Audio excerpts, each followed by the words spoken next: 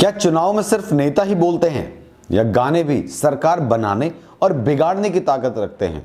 बिहार चुनाव में कुछ भोजपुरी गानों ने ऐसा तूफान खड़ा किया कि तेजस्वी यादव तक को कोर्ट जाना पड़ गया।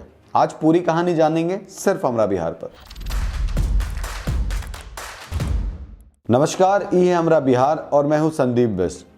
आज बात करेंगे कैसे कुछ भोजपुरी गानों ने तेजस्वी यादव की सरकार बनने का खेल बिगाड़ दिया और क्यों कई गायकों को कानूनी नोटिस भेजे गए। बिहार विधानसभा चुनाव में इस बार भी भोजपुरी गानों का जबरदस्त क्रेज दिखा। कई गाने सोशल मीडिया पर वायरल हुए।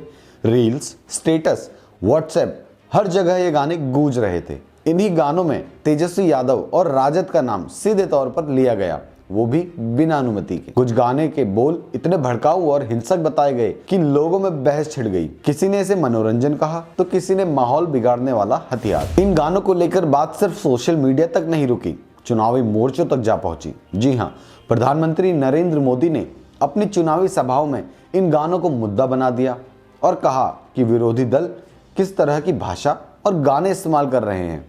इससे माहौल और गर्म हो गया।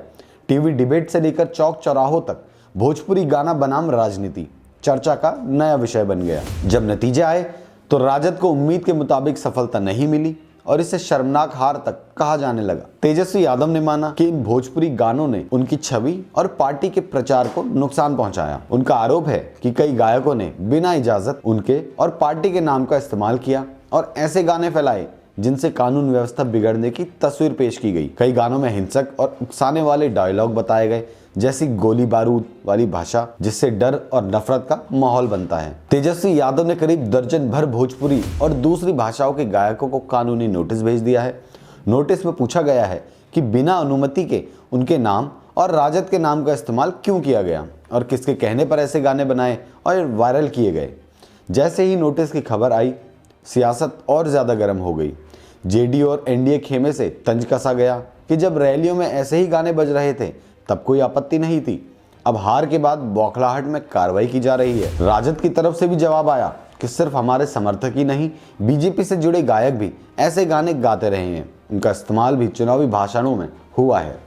कुछ लोग कह रहे हैं कि यह मामला केवल राजनीतिक नहीं बल्कि अभिव्यक्ति की स्वतंत्रता बनाम नफरत फैलाने वाले कंटेंट का भी मुद्दा है। सोशल मीडिया पर दो खेमे बन चुके हैं। एक पक्ष कहता है कि ऐसे गानों पर सख्त एक्शन होना चाहिए, दूसरा कहता है कि कलाकारों को टारगेट करना सही नहीं है। अब सबसे बड़ा सवाल आपसे, क्या सच में गाने चुनाव में इतना बड़ा रोल निभा सकते हैं कि किसी की सरकार बनने या बिगड़ने का कारण बन जाए? क्या नेताओं को पहले से ऐसे कंटेंट पर रोक लगानी चाहिए या ये सब लोकतंत्र की आवाज का हिस्सा है? कमेंट में ज़रूर लिखिए अपने हिसाब से गलती किसकी ज़्यादा है, नेताओं की, गायकों की या फिर सोशल मीडिया की।